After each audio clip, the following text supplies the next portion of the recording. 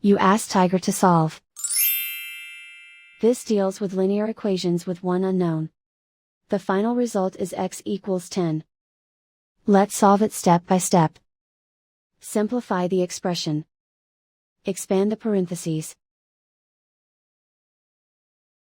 Multiply the coefficients. Simplify the arithmetic. Group all constants on the right side of the equation. Add 12 to both sides.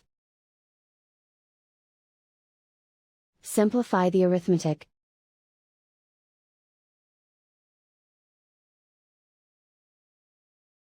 Isolate the x. Divide both sides by 6. Simplify the fraction. Find the greatest common factor of the numerator and denominator. Factor out and cancel the greatest common factor. And so the final result is x equals 10.